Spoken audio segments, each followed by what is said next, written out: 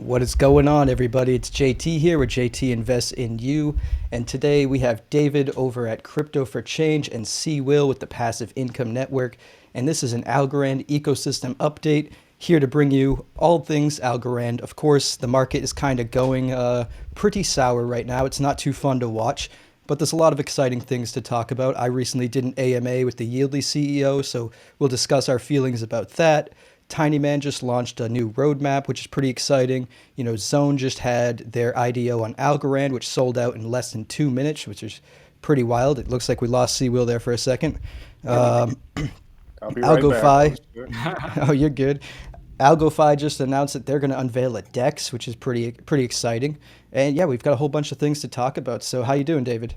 I'm doing good, man. Obviously, the red market today. I've been obviously for my, I haven't made a video in a couple, about a week or so. I feel like I've been rearranging my studio, so I got to spend most of my day today doing that. But I have noticed all the red that's out there. I literally had people messaging me saying, "Algo's below $1.20. What are you doing? What are you doing?" I'm like, "I'm buying." I mean, obviously, if I had the money, I'd be buying. Right now, most of my money's tied up. I'm not, but I think there's a lot of good buying opportunities out there.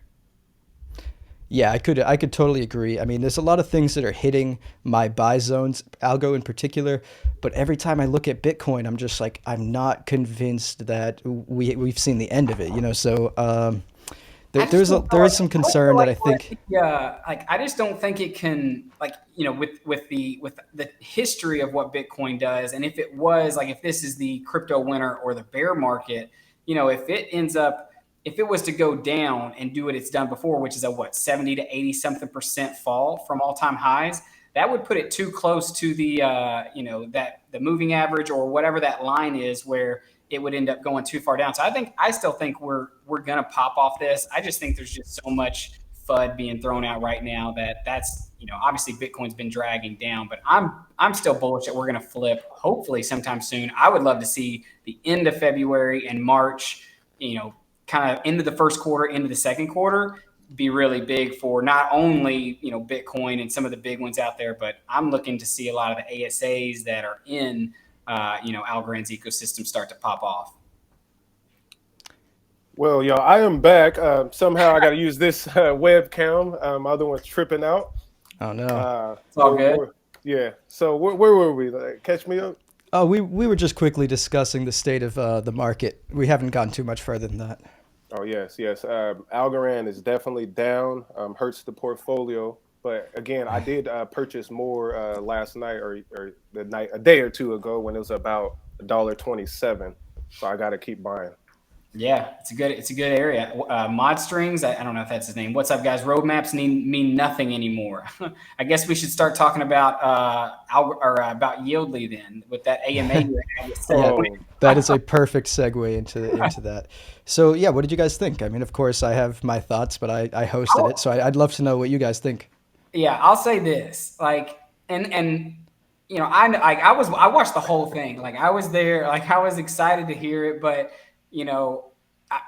if anyone has ever been on a live stream, even like this, obviously I know we don't have hundreds of thousands of viewers or anything like that, but there is a nervousness I think that comes with just being live. And it seemed like he may have been a little nervous. I don't know, just because when you asked him that first question, he just like went and like he went on and on. Like everybody in the comments was telling you to reel him in over and over again. I was laughing Yeah, just because of him trying to explain it, and then he just started going way like really far into it. But I think he meant well. I just think he was. I don't know if he just wasn't ready for it, or I don't it know. it was yeah. tough too because I had a strict 1 hour segment, and I probably had 12, 13 questions lined up. I think I was able to ask like seven or something like that.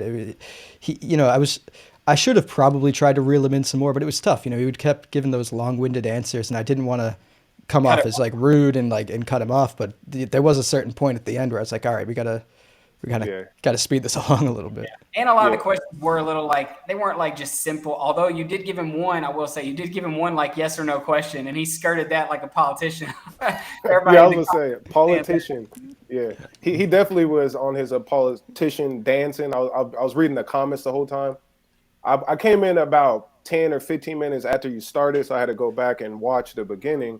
And to dive into what he said, a part that kind of didn't touched me right there was that when he was talking about all the tokens he did give away to the community, Yeah. and it was kind of like I took that as like he was like, well, I'm not helping doing anything for y'all on this Polygon yes sport because I gave y'all so much money in the yearly drops and all that, which is kind of subjectively I could say the same thing. Like we gave you money by buying all the tokens in the first place, you Yeah. know. So oh, what we got on the screen here? No, sorry. I went to Yeah. share my screen, but I didn't realize it was going to pop up right away.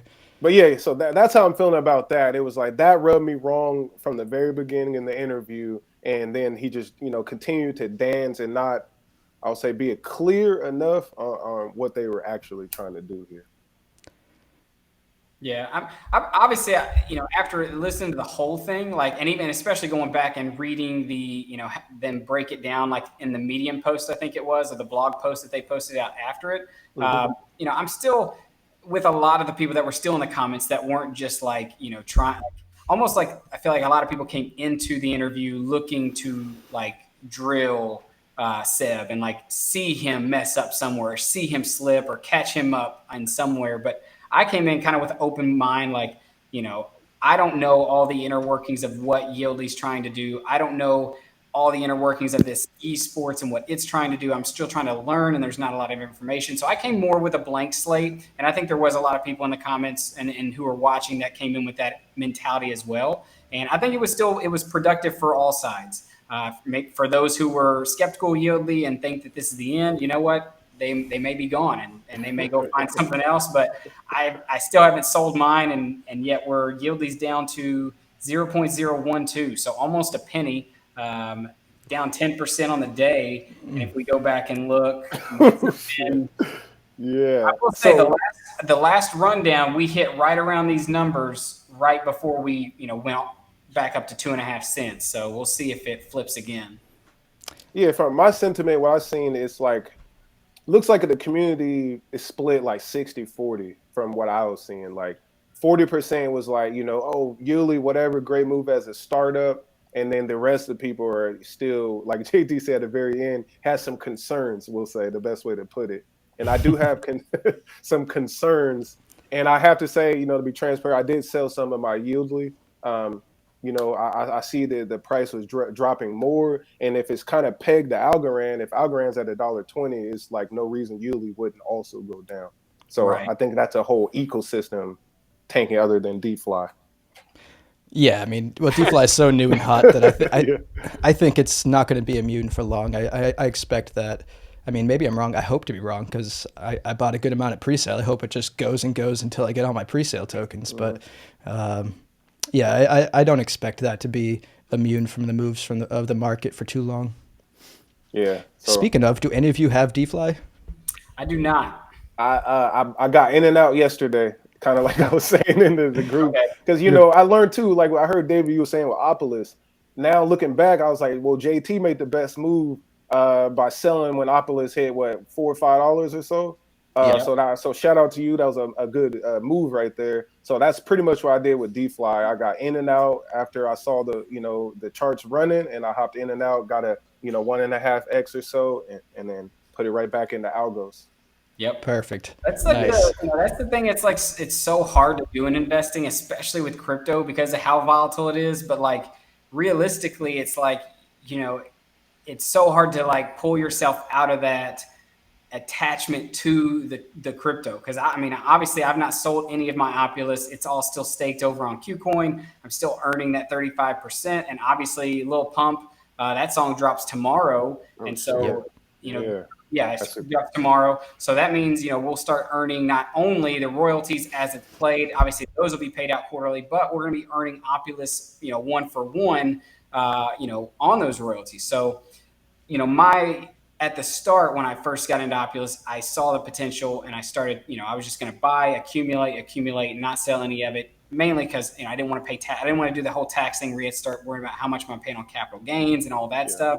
And I was just going to let it ride. But obviously, when it ran all the way to 7 something, looking back, it's like definitely should have took some more. I did sell the smallest bit, but not as much as I probably should have, because now it's at $1.07. Dollar what? $1.67 right now. Yep. Oh, Yep. sheesh. Yeah. Do we have anybody in the chat who's got Opulus right now? Holden? I have a lot of Opulus right now. Yeah, like you said, I bought when it was like 70 cents. I sold at like $5.30, and it felt good at the time, but then I watched it run to like 7.50, and I was like, damn, maybe I made the wrong choice. But obviously, now that it's back below $2, I've been buying it super heavy, and I'm like, well, I guess I made the right choice in the long run. And You now that did. I'm staking it on KuCoin, I'm earning like 14 or 15 Opulus a day, which it's pretty awesome. So. Yeah. And that's the thing. You can't time the market. That's, you really have to just have a strategy. And that's why I didn't sell, like I didn't change my mentality in the midst of what I bought, because when I bought it, my thought process was, I'm not going to sell any of this. And that's talking about the Opulus I bought at 60 cents to 70 cents. I was like, I'm not selling any of it. I'm going to diamond hand all this until, it gets to where I think it could get, which is, I think if it had the We same said market $11. Doge or SHIB, it'd be in the thousands. So it's like, and I do think that there's way more value in something like Opulus than there is a Doge or a SHIB. And so, it sucks, like, when in hindsight, seeing that you could have made all that money. I could have sold around $6, $7, and then waited. One, I know I wouldn't have waited all the way until $1.67. When it probably went to $4, I would have probably poured back in, and then I'd still be sitting at a almost 50% something long or being down, but I'm still up, and it makes me still confident in holding it. Yeah. I haven't sold any of my Opulus, and I'm not staked on KuCoin. It's almost full. It actually did fill up once because there's a cap to it. But then I think they opened up other staking platforms. I think they're on like Zilliqa now or whatever it is, that blockchain. So there's liquidity providing on the XCAD decks. So a lot of people move their tokens over there. So then I was able to stake more. I was able to stake more of my tokens on KuCoin, but it's like 98% full. So if you're looking to stake, I would definitely get into it. Okay, that's good. Yeah, because I created an account, but I just haven't followed through. Some of those centralized exchanges I do not like for some reason. Yeah, I've never had any issues with KuCoin, I will say. So that's my 2 cents there. I've enjoyed it. I've never had any issues with withdrawing funds, sending funds, receiving anything. Like it's been. So I've been using it. Sorry, go with ahead. withdrawing, I know that they do have some type of higher fees on there, right? I think it depends on the token because I don't get hit with heavy fees when I'm withdrawing ALGO tokens. I think to withdraw What my about Opulus Opulus? is one Opulus token. Like to withdraw Yieldly. Well, I've never bought Yieldly there, but I've only really done Opulus and Algorand there. And whenever I move, it's very. I think it's a little bit more than an ALGO transaction, but it's not like unreasonable. Oh, I thought I read something where they were like, you got to send out, or you got to basically pay up an Opulus to withdraw. Yeah, Well, they might charge you like 1 or 2 Opulus for sure. I'm not sure exactly, but that's just like what, like a $3 or $4 withdrawal fee, which isn't too crazy, especially when they're giving me 35% to stake it on their platform right now. So it's like, I'll pay the tiny troll toll to get out of there. Yeah, that's true. That's true. I might have to move them over, write myself a note. Right. What else are y'all bullish about when it comes to Opulus? I mean, it's still, like I said, the whole song's dropping tomorrow. What else are you guys looking at with them? Well, I'm 100% bullish for them though. Like I think long term that they're going to be a real game changer. I still feel the same way whether the price is up or down about Opulus. Just at least overall as the company, right? The token still bullish. Once that website drops, I saw like the highlights and stuff that they're going to be doing on there. So I think if we can later have more utility, as people kind of slightly complained about, I think that'll take it back up, to $6-7. Yep. Yeah, I agree. As long as the broader market isn't in a bear market, like it potentially could be. I'm not convinced it is, but yeah, if everything holds strong in the rest of the market, I do agree that there's a lot of big things coming for Opulus and the Algorand ecosystem in general. So I could see a lot of things 2, 3, 4xing from here as long as the rest of the market isn't bleeding like 20 or 30% at a time. Yeah. Pull up that chart on Bitcoin. What are you thinking? I think you had it up there. I did. What are you thinking that what do you think we could see with where the price is at right now and the overall market? I know Let's you like see. to start more than I do. I could show you some of my concerns with Bitcoin too, real quick. Let's see. Let's pop this in here. Boom. Can you guys see this all right? Yep. Yep. All right. So Oh yeah, you got to chart it up. I'm going to zoom in a little bit. And right here in my red So much little circle right here, you see Bitcoin breaking down below the 50-week moving average. This is the 50-week moving average in green. Now, and you guys saw that, right? That's not too small. Perfect. No, Cool. no, you good. So now if you move over here, I mean, why is the 50-week moving average important? It signals that the bull market is still intact. You can see right here in June and July, it held this 50-week moving average strong, bounced up, and we kept going. If Yep. you move back in time a little bit, you see right here, there's a potential almost retest right here back in June of 2020, and we took off to the races. That was around $9,000. The last time it broke this 50-week moving average was right here, right before the COVID drop, which sent it down. Let's see. It sent it down Right. from the break. It sent it down like 55% super quick. I mean, but that was an anomaly because Yeah, that was the COVID. COVID Yeah, break. And then you can see right here, just like 2 months before, it held it as support. You zoom back, and the third to last time, so I mean, the second to last time it broke it. So right here in 2018, it broke it and went down a good 57% over the pretty. course of half a year, and that was 2018. You can move back even more and see that it's super important. Once it gets back above, it's off to the races. But right here, it is the third time it broke it in a row, and this present day is the fourth time it broke it in a row. And look, when it breaks it, it goes down. Let's see, 71% over the course of like half a year. Yeah. So I am concerned that history might repeat itself, and that So over that, how much is it down right now from the all-time high? Is it like 20 something, 30%?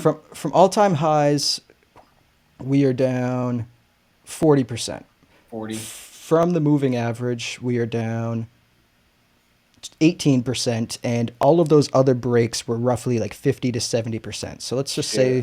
let's just say 50%. That brings us to 2,300 or 23,000. I mean, sorry. Yeah. Which Mm. I think is totally plausible. And all of these support lines are at different moving averages. So this red Yeah. one up here is where Bitcoin needs to get above to reclaim this so-called bull market support, right here. This blue line is at the 100-week moving average. This green line is at the 200-week moving average. And this this yellow line is at the 300-week moving average. And all of those are important because you can see right here, after we broke the 50-week, we fell all the way down to the 300-week right here. Yeah. And then the same thing right here, we broke the 50-week and fell all the way down to the 200.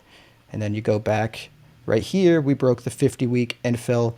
I mean, the 200 didn't exist yet because there wasn't enough data, but we pretty much landed on the 200. Yeah. So Can you break down moving averages, like a quick definition, kind of, yeah, moving for the average. audience and for myself? I know it, but need a There's refresher. so I'm using the 50, 100, 200, and 300 MAs. So essentially, right now it's on the weekly time chart. So it stands for a 50-week moving average, 100-week moving average, The 200, average and price in this 300. 50 And weeks, it's right? yeah, exactly. It's the average price that Bitcoin or any asset was at over the last 50 weeks or over the last 100 weeks or whatever the interval is that you have chosen for that.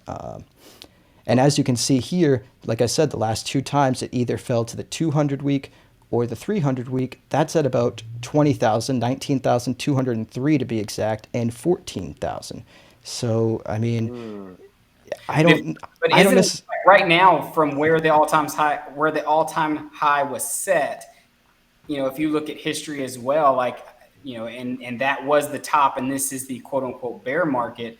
I've read so many things that have said that, Bitcoin would fall all the way to maybe like 25,000 or maybe it was right north of 25,000, but I mean, that is still very close to looks like the 200. It's in between the 200 and the 100, but I just don't like with the more adoption that is in the crypto markets and how more mature they are, I would still be pretty surprised to see Bitcoin dip below. I mean, realistically, 25 is my I'd be floored if Surprise, it's yeah. there. I mean, 30,000. We just saw 30,000 earlier, middle of last year. That's where it's kind of closer up there to the top of the chart. It got down right below 30,000. I bought a little bit of Bitcoin, and it bounced off. And I could The see us coming back to test around that area, but I could the also biggest, I mean, I do agree. Sorry to interrupt, but the biggest difference of that 30,000 between is it held this as support yeah, where it could hold the 100 week as support because that's at about 30,000 right now.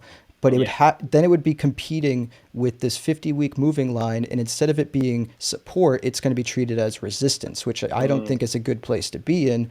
But I'm not convinced that we're in the bear market just yet. I do think that if we break out of this little descending wedge right here, I'm predicting we break upwards from it. And if we do, and we can get past this red line right here, reclaim it as support, then that'll be amazing. That'll clear most of my concerns. That'd be awesome.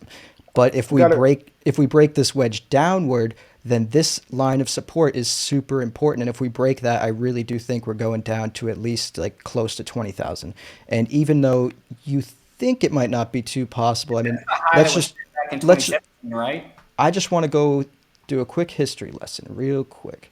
And the 2013 pop saw an 87% drop.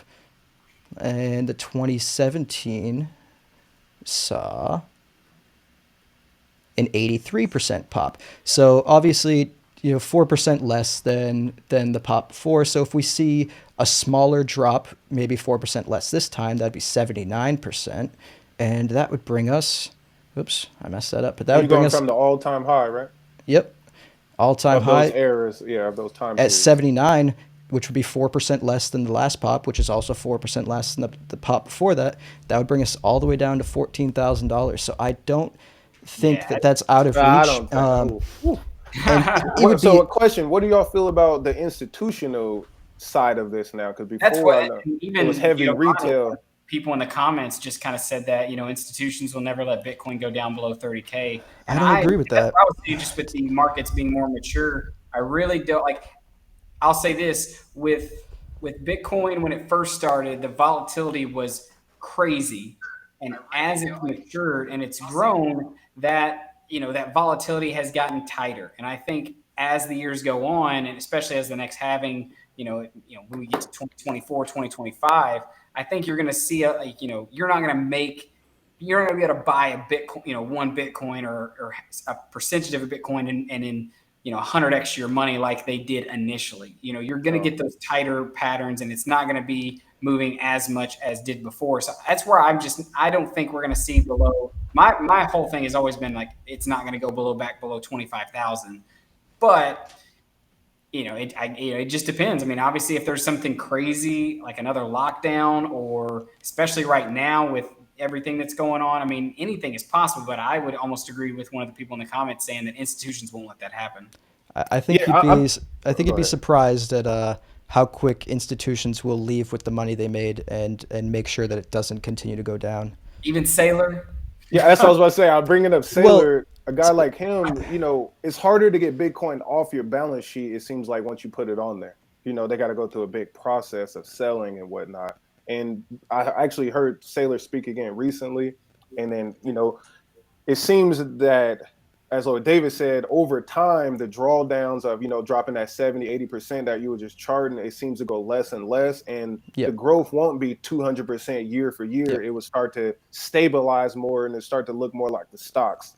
So I'm thinking we're going to go that market, just not no 200% growth, but I don't think we're going to dip down No, I to, agree, and like, that's why I used 79% versus the other ones as before, because that is I do agree that the bull runs are going to be diminished, so we're going to have diminishing returns, and the bear markets are going to be softer. But I'm not convinced it's going to be like 20, 30, 40% softer yet, mm, especially in such a volatile market that people can trade anywhere all day long. So you could go to sleep and wake up in the morning and realize another country panic sold a bunch, and all of a sudden That's true. people getting liquidated left and right because there's not that many regulations. People are on 125x, leverages. There are so many reasons and ways that even if it's short lived, even if it only went down for 2 days, like we saw back in right before the COVID, let's see, right before the COVID lockdowns, it broke the 50-week moving average, went down and touched the 300. It literally fell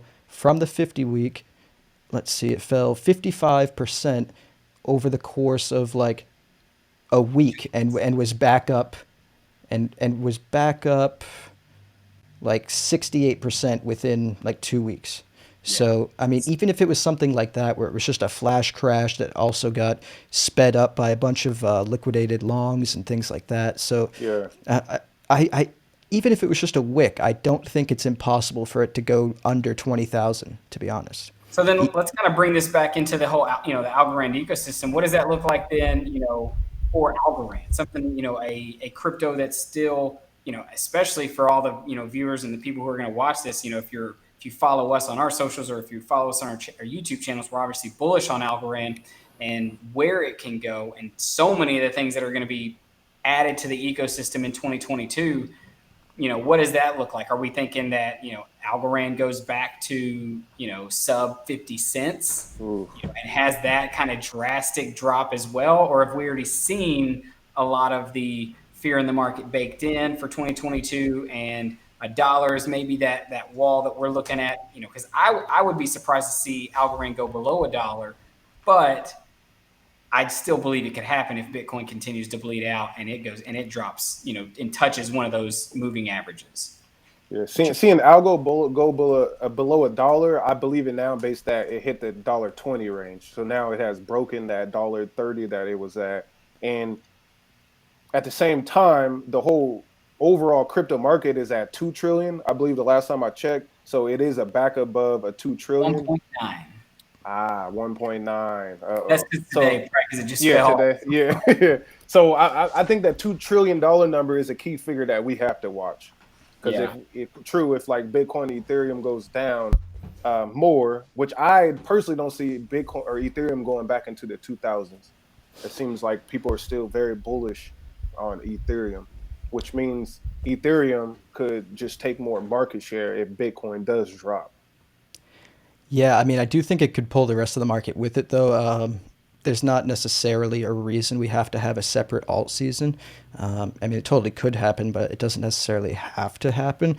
I drew this, or a lot of what's on this chart, a long time ago, and I intended to buy when it was in this green circle, which I have been buying a little bit. But if you can see, I'll make it a little bit bigger. This dotted line right here, I'm going to make it a regular line. This is a critical line of support that I drew a long time ago. Let's see. You can kind of see it holding up. And then the second line of support is right here. Yeah. So you would say in between those two lines is like obviously the optimal spot to be buying. Yeah. Yeah, I mean, ideally, right here would be a good buy zone, but if it does break this line of support, it could go all the way down to the next one. It doesn't necessarily have to, but it looks like it would put it right in that 80 to 90 cent range, which would be testing, where those lows were 60 cents, I guess, to 80 cents. It'd be testing back there, where those lows were before this big run we just had. And how does the because I saw someone else was talking about this that's going to hop on my channel. How does the supply right now? It seems like the supply is affecting the price a lot. Because we still got a lot more tokens to be distributed. I'd say that's not necessarily the case anymore. I think we're at like close to 70% of the tokens are in circulation at this point. Yeah, and you have like what, 40% locked up in governance right now? Well, soft locked, I guess, right? Yeah. Because we got 2030 is when all 10 billion algos will be out, if I'm correct. Yeah. So we still have 8 more years of distributions. Yeah, I'm not too concerned about the impending token unlocks. In fact, if we want to talk about a project that could have crazy token unlocks, I am, even though they continue to put aside the concerns, I am concerned about Opulus's tokenomics. I mean, there's still like 90 something percent of the tokens that are yet to be unlocked, and it's like Yeah. that's a lot. I mean, I will people are looking at the market cap now, being, oh, it's a low market cap, but if you look at the fully diluted market cap, it's almost $1 billion cryptocurrency already. So like that which calculation has to come into. I Go will for say it. this, and obviously I am probably one of the biggest bulls out of the three of us. I would say with Opulus. I mean, I've invested, decently in Lil Pump. I've been, Uh, I'll probably invest in the next one that they have. But Everyone. here's my biggest thing: whenever tokenomics and all this stuff gets played into stuff like this, fully diluted market cap right now, I believe it would put Opulus in the top 100. Maybe if not right now, obviously with where it's at, it's probably more top 500 somewhere, top 250 in total market cap with all cryptos. But like, think of how, and this is obviously if they can, you know, bring the product with their app where you'll be able to stake your Opulus, so then you can earn passive income on their app plus the DeFi component. So then they can start to do the whole loans and offer loans to upcoming artists to give everybody the ability to invest in them. And then obviously earn royalties off of that, the future money made. So there are things and use cases for the Opulus token. But like, let's be honest, how many tokens right now are higher than Opulus, higher than, even Algorand and Yieldly and some of these other ones that we're in that literally are going to be gone in 5 years or less. Like A Doji lot. on Mars, I would even say Shibu Inu, like Floki this, Inu that, Inu Yeah. this, like Anything with Elon. that's my frustration is with I get it, but like you got to think once you get rid of so many of these cryptos that have really high market caps. I mean, at one point SHIB was 40 billion. Yeah. Like, what Yeah, is that that? was crazy. Think of that money. Think of that money being, used in these other cryptos. I mean, that's where I think as this market matures and we start to see less people get excited about these tokens, the cat tokens, or just any token that gets created and the attraction of just being a millionaire overnight and use case drives it and industry changing tech and doing that kind of things. I think that's when you're going to see stuff like Opulus take off. And yes, they don't have as much of their supply released yet, but honestly, it's still so early on. They don't even have their app released yet. So, Yeah. to me, it's not that big of a worry, but I do get the concern, with, maybe if you bought it at $7, yeah, you probably should have, probably should have thought, Thought about that, yeah. thought about it Or with the token supply, but I wasn't telling my viewers on my channel to buy at $7 or $6. I was telling them to buy at 60 cents and 70 cents, saying, Yep. guys, this is one you can buy right now, and you don't have to touch it for years. Like you can stake it. I earn like 4 Opulus a day, and soon I'll be earning more with the Little Pump song releasing, and that is what I'm talking about. And me and C Will have talked about that many times with earning passive income and thinking yeah. long term over the short term. So that's my bullish case. I won't take all the time here to talk about Opulus. Facts. Can we hit some of these people in the chat? Yeah, Yeah. yeah. What are you I what are you seen seeing? what was the one I wanted to talk? The roadmap. Somebody asked, does roadmaps even matter anymore? Where did I Oh, see you might that not at? have been in I one. gotcha. How do y'all feel about that? And this brings me back to Yieldly again. Okay, with the roadmaps. It seems like that AlgoFi does loans, Tiny Man has the DEX, and as we can continue to go forward. So it seems like every time a project in the Algorand ecosystem drops or has some success, Yieldly is now cutting that out their roadmap and they're not going to do it. What do y'all feel about roadmaps and with Opulus and Algorand and whatnot? Yeah, I see them more as I don't necessarily think they mean nothing, but I do think that usually most companies and most crypto companies, I mean, they're pretty similar. They're more bullish than they should be with how quick they can get products to market. So it's not that I think that the roadmaps mean nothing, but I do typically expect like a quarter delay on almost everything that's mentioned in a roadmap. And we're seeing that with Algorand now. I mean, we were supposed to get an upgrade to 10K TPS in 2021, and it's looking like that's going to be this quarter, even potentially as late as next quarter, but more than likely this quarter. I feel like it's a take it with a grain of take it with a grain of salt. Like it's expectations of what they hope to accomplish. Yeah. But the crypto market, and even Seb said it in your AMA and in your interview, the crypto markets are so fast evolving that like at some point you do have to pick what stake you're going to die on, or what you're really going to commit to. And I think obviously Yieldy was one of the first movers. He definitely made sure to mention that a couple times. But at some point you have to realize, what, someone else may end up making a better DEX.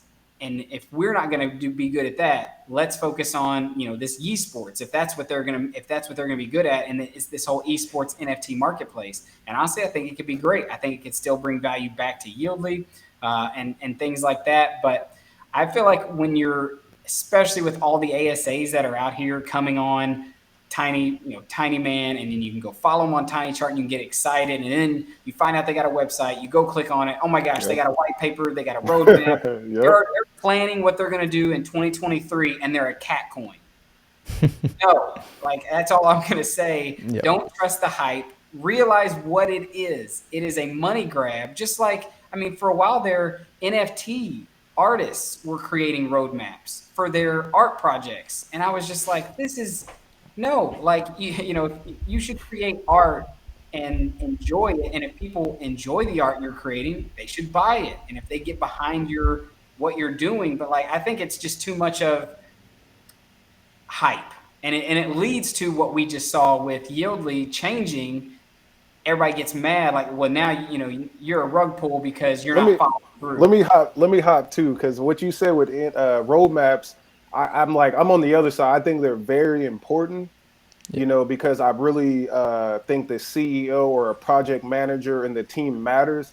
And I think the roadmap, if they don't complete their mission, is the fault of, the people who put it out. Because I always say, don't speak if you can't do it, So it's kind of like, for me, that scares me with my money. Like if I put money with Apple and they telling me they're going to drop a car, they're going to drop glasses, they don't deviate, and I'm pretty sure they're going to accomplish that goal. So that, again, makes me want to put more money in Apple or Microsoft. So in that terms, I think the crypto people got to just tighten up, and do what they say. Yeah, and I agree, and I understand. Well, actually, I really don't. My little bit of pushback on what Seb said was like, with things falling off the roadmap, the DEX in particular, and I know a lot of people were like, well, we already have a bunch of DEXs, but now look at how excited everyone is that AlgoFi just announced that they're going to launch a DEX. I think it's an amazing move for AlgoFi because you have the borrowing and lending all in the same place. You have the staking. You're going to have the decentralized exchange all in the same place. It's going to help out their stable coin, and they're going to be able to offer so many more other DeFi suite products because they're creating an all-in-one platform instead of just being like, we'll just be the platform for this one thing that can only take you so far. Yeah. So collaboration is great, but in the long run, some competition is necessary. You need to pump out the products and continue to be, the best at what you can be. So when you look at Ethereum, they have like 10 of everything. Well, yeah. Look, I'll pull it up right. I'll pull it up right now. I know they have the most applications. I'd love to see a statistic for how many tokens end in out of all. Let's see.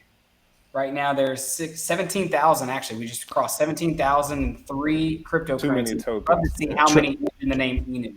Tracked by CoinMarketCap. Yeah, there's a lot. This is the total value locked on all chains, and as you can see, if you can see, 175 billion. Yep. Oops. Up top. Let's see right here. Oh, Ethereum's 175 billion, right?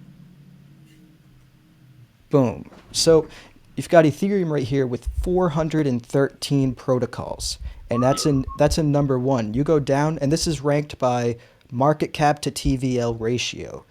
These are all of the top chains, market cap to TVL ratio. You go down, and Algorand is number 33, with only 33. three tracked protocols. I mean, yeah, I think we have like 5 or 6. So, DeFi Llama is a little slow, but, new projects pop up every day. So in reality, they're probably a little slow on all these chains. So even Yeah. Ethereum probably has more than 413. So, That really does show you, though, how early it is still for Algorand.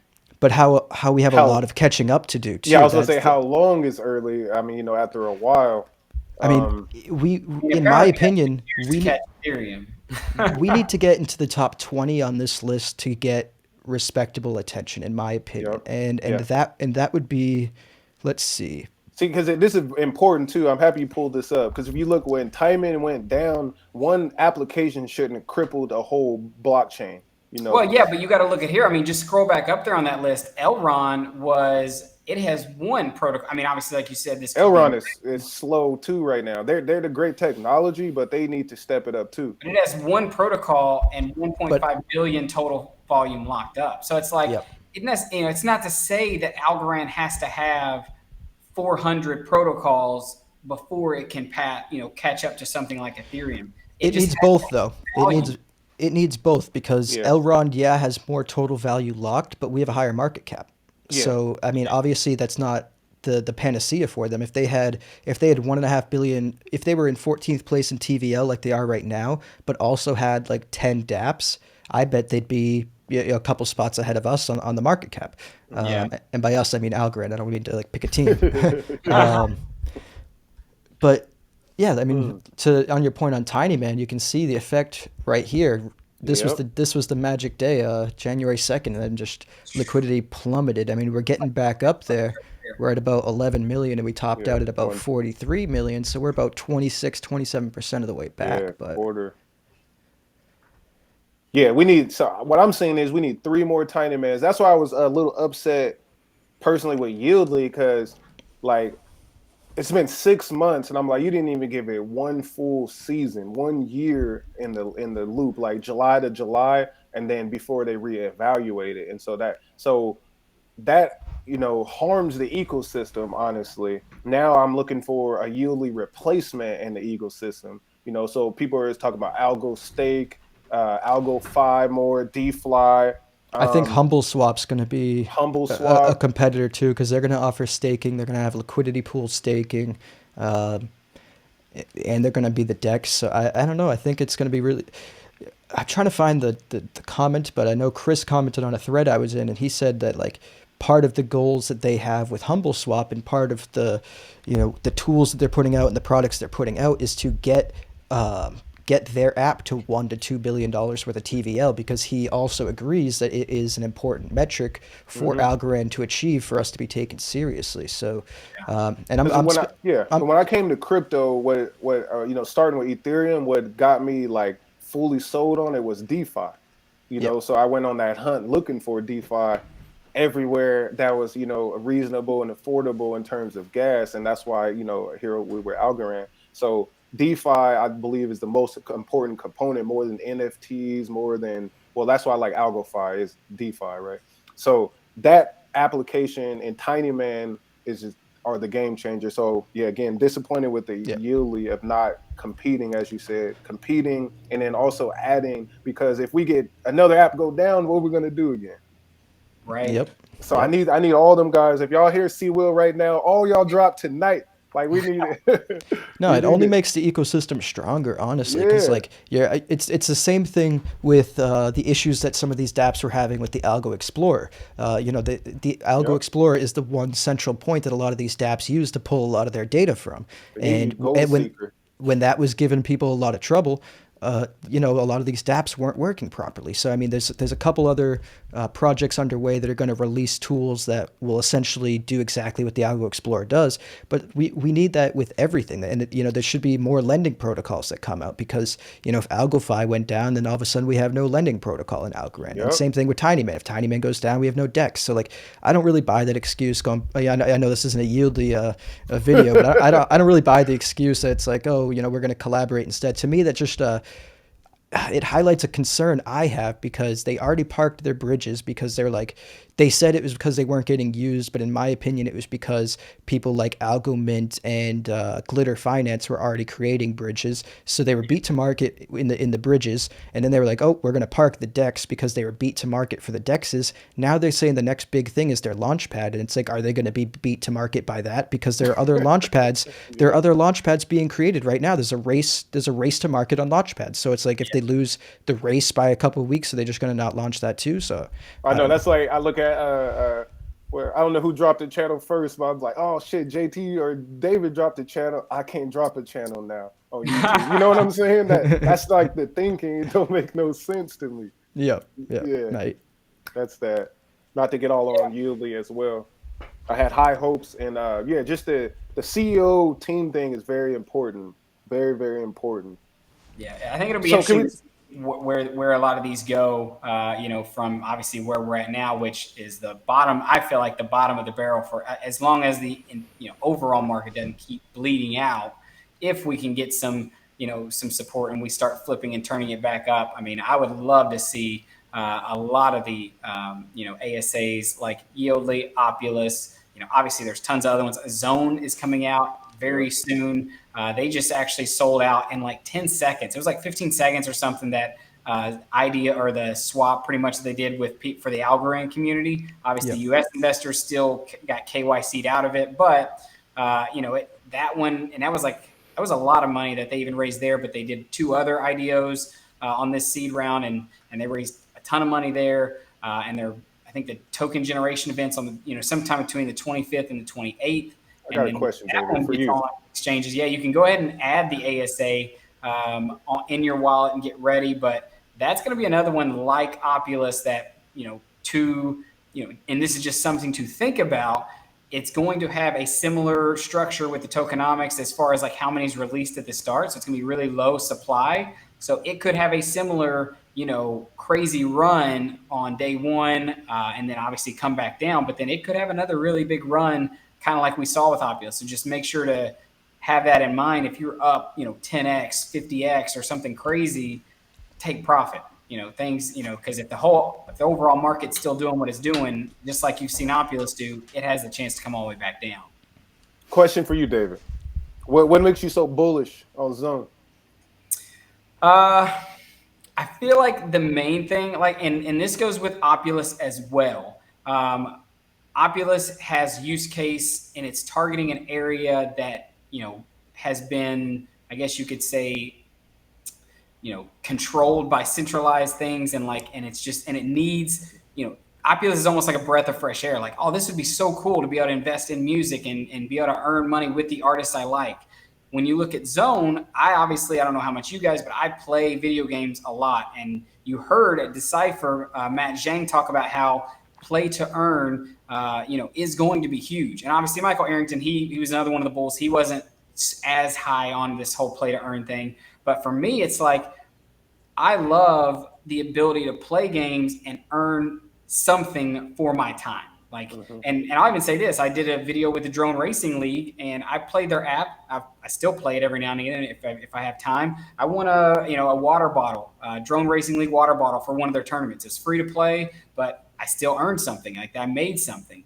And you can also bet in there and make money. So for those who are good at playing video games, this is going to start a new era of gaming where it's not just the streamers getting paid, and it's not just the ninjas and the really Tim the Tap Man, those guys who have hundreds of thousands of followers. But if you're just really good at playing a game, you'll be able to challenge your friends with the Zone token.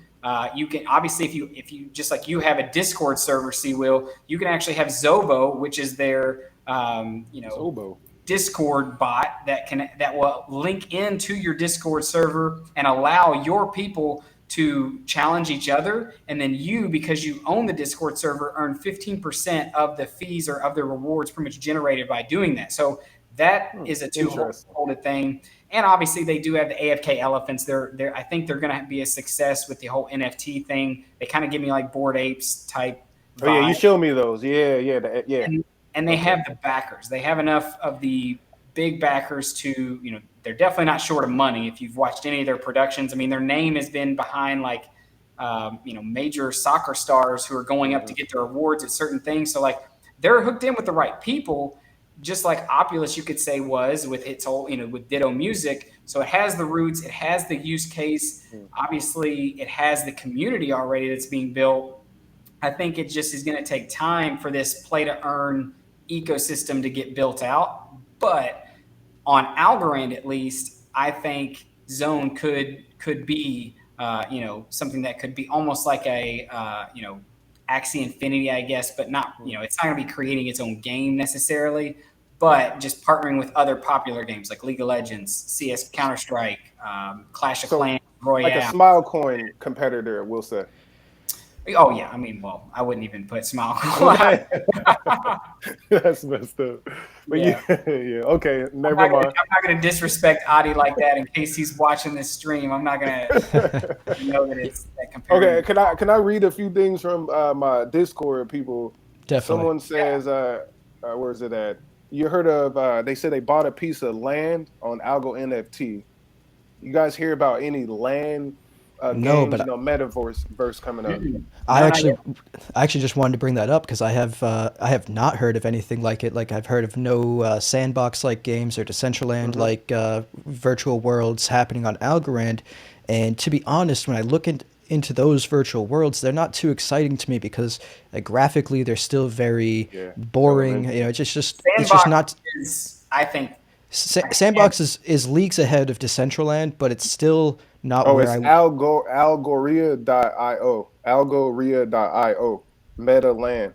I'll have to check that out because that'd be something really, really interesting to see if the Algo community starts buying virtual plots of land as well. I mean, they said it 5x already. Though as well. Sandbox and Decentraland at this point is like, it's just way too expensive. Like one little 16 by 16 piece is like thousands upon thousands of dollars depending upon where it's located. And it's just like for the people who got early on Mana and have millions of it, like for them, it's like, oh yeah, this is nothing. But for the people who are like just now learning about it, I mean, no, we won't be able to get on. And it's a really cool concept, but Decentraland and Sandbox are just not they're just not there yet for me. The idea, I could totally foresee the future where we're all in these virtual worlds, and I'm showing you my virtual art and my NFT, or I'm hosting like a concert, and anyone with a particular NFT can come over to my virtual plot of land and see the concert.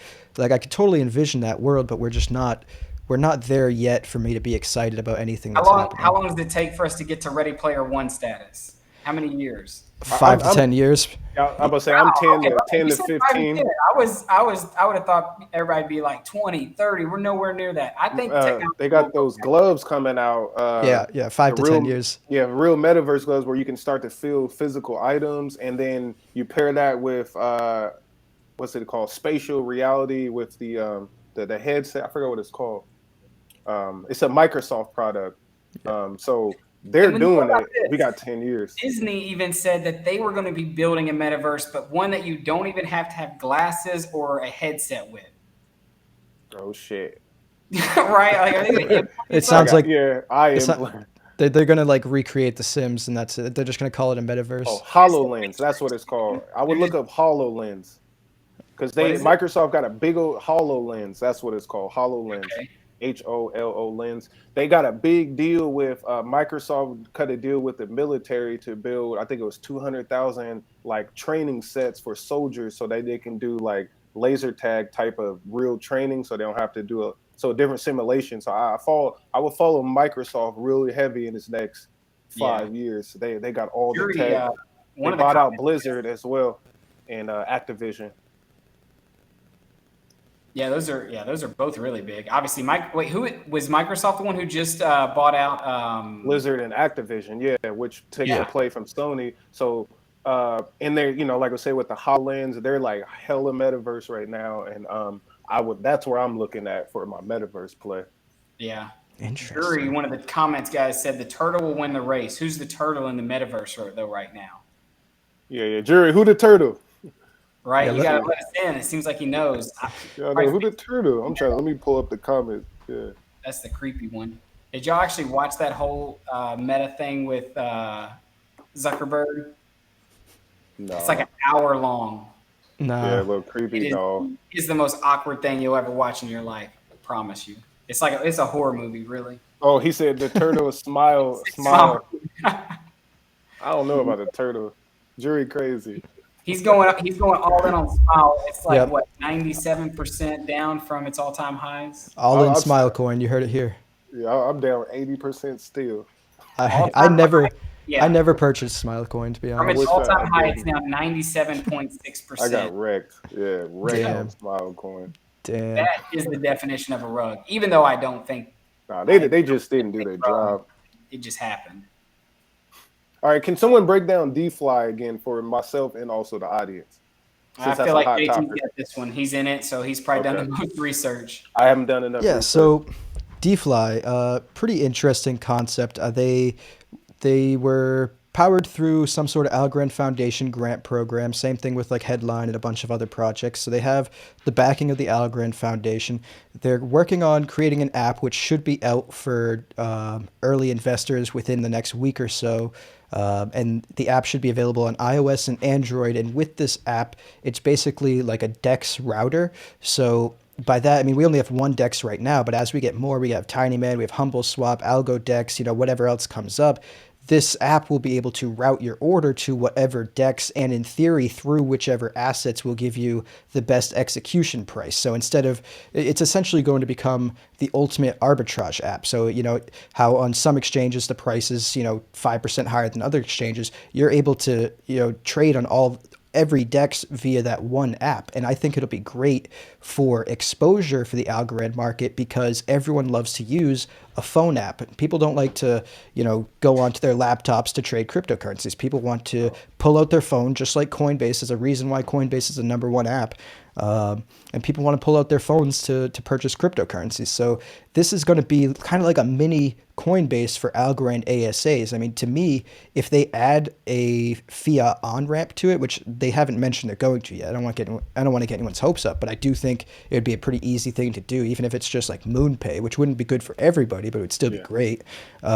I think it has the potential to become a little Algorand Coinbase, which could give all of the ASAs more exposure, make trading a whole hell of a lot easier. So, I'm pretty excited about it. Pretty much the token use case for it is essentially like any other exchange token. So, you hold the token and you get lower trading fees pretty much.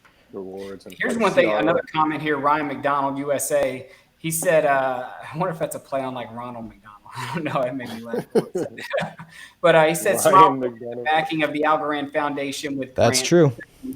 LOL. So, and this is just kind of I know that I have got many of, I feel like I've brought a lot of people into the Algorand ecosystem. And a lot of them maybe are older, younger, little to experience in crypto, to some who have more.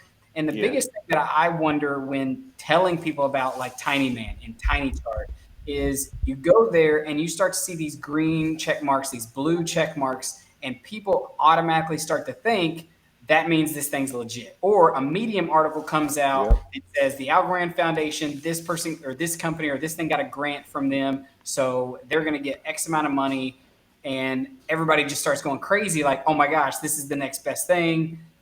What do you guys think when, what goes through your mind when you're seeing the Algorand Foundation backing these projects, especially knowing that, Smilecoin, it had a backing. I'll even say this. I didn't meet them really, but I saw the guys that are creating it. They kind of just gave me weird vibes at Decipher. And it's just like, it's not enough just to trust these check marks and that the Algorand Foundation gave them money.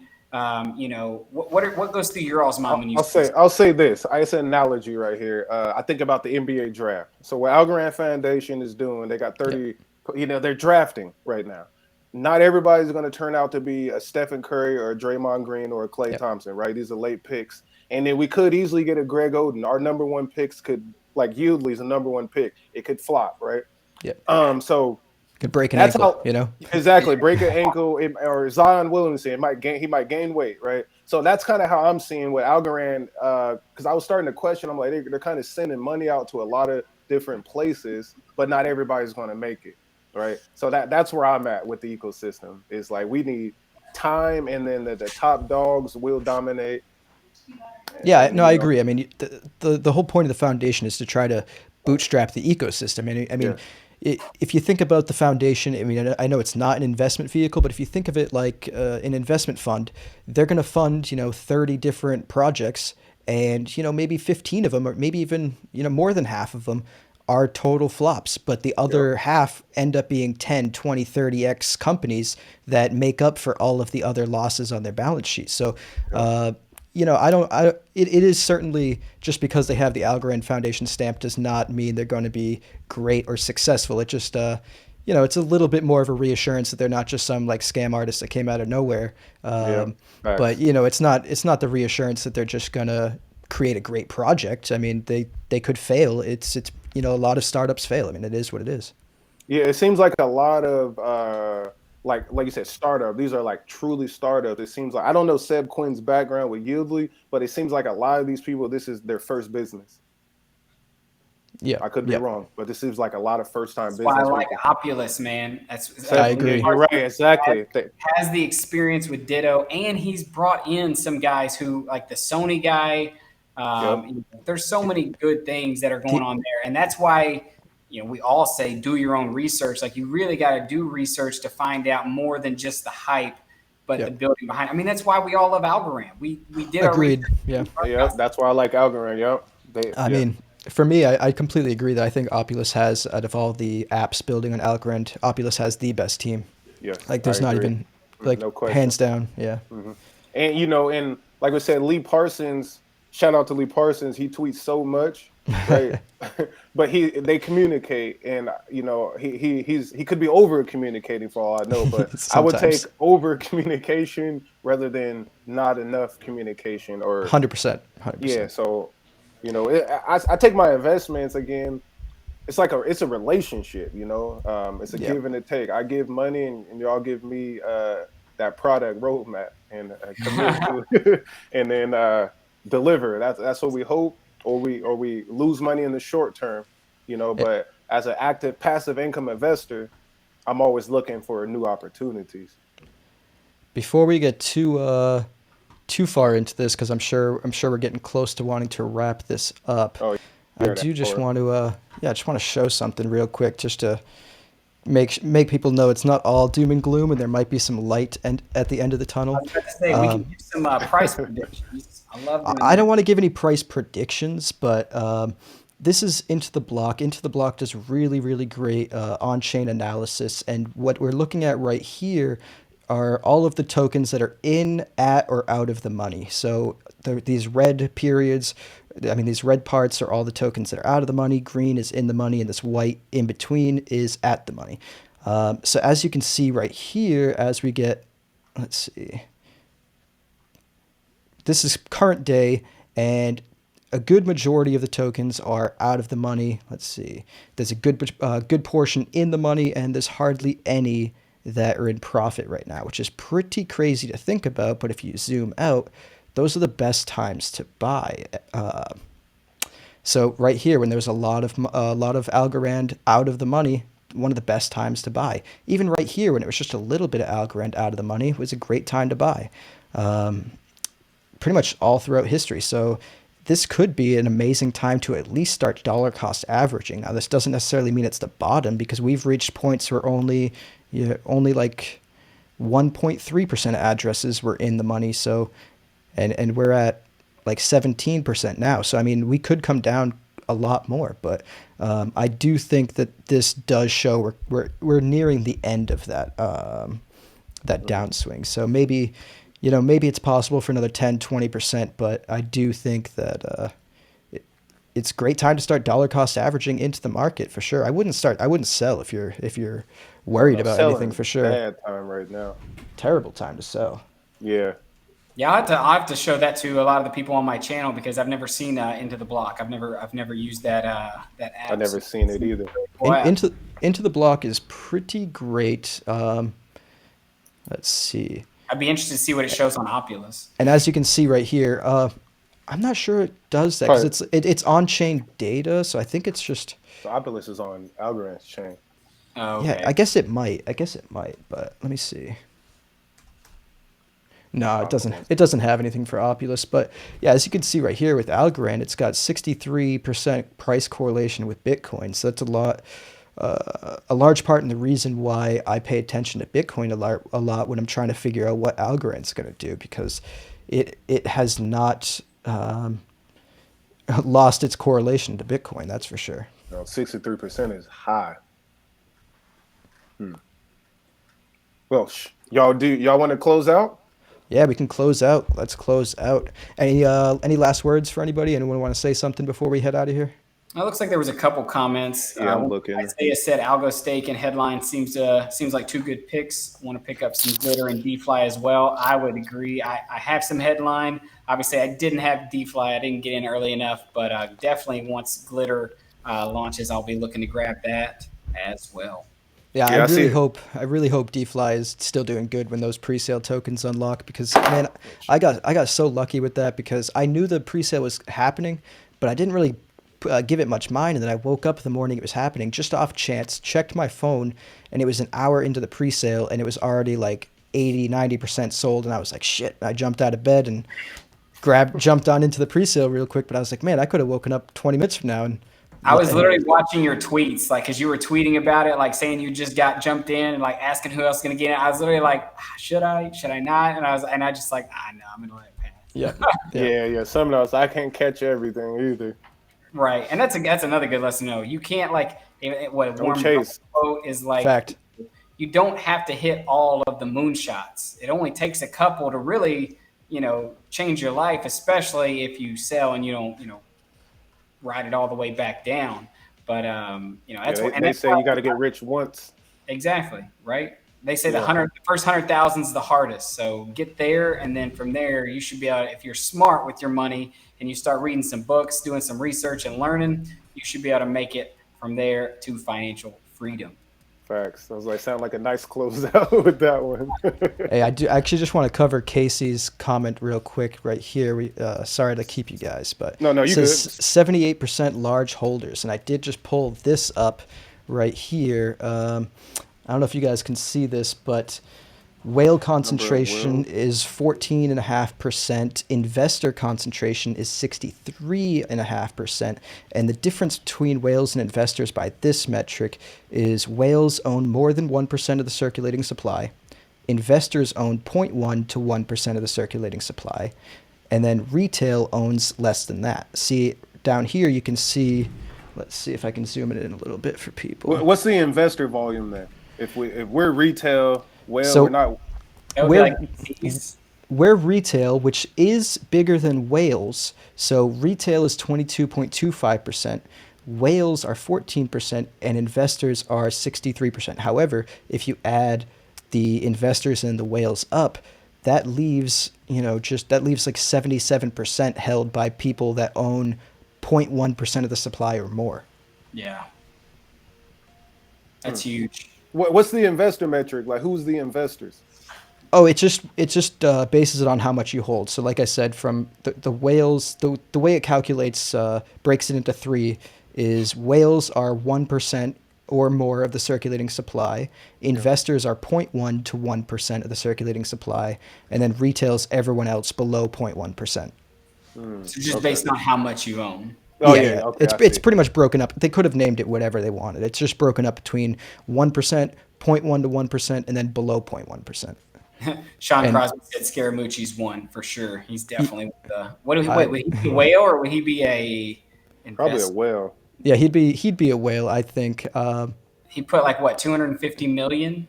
I don't know what the math is behind that. I don't know what his entry price is either. Even then, it's like, does he own 250 million of Algo, or has he just invested $250 million into helping build the Algorand ecosystem with his Skybridge?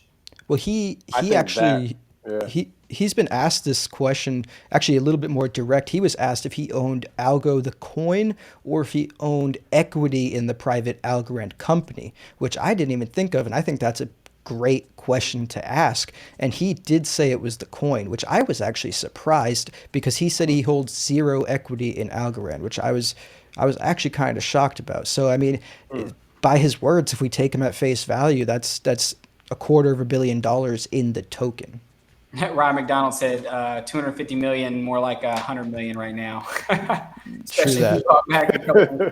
Like if he bought back a Decipher, then yeah, that's for sure. Because that's when it was like $2.40 something cents. I know, man. I can't believe it got wrecked Another so good much. life lesson right there. If Scaramucci can diamond hand and see his 250 million go down to 100 million or something, whatever it is right now, then you can stomach whatever dip you're at. Buy more. Yeah, he's got plenty of money though. You know, it's not. That It's is not. very It's not the end of the world for him. Nah, he good. But yeah, it's been real, guys. I appreciate you guys coming on the show. You know, it's been great having you. If anyone in the audience isn't subscribed to Crypto for Change or the Passive Income Network, definitely do that now. I believe I put the links in the description, so you should just be able to find it and click those links. Smash the thumbs up button if you haven't done so already, and subscribe to this channel if you haven't done so already. It's been real, guys. I appreciate both of you, like I just said, and we should catch you in the next one Heck Sure. yeah. Peace. Peace. Thanks for having him.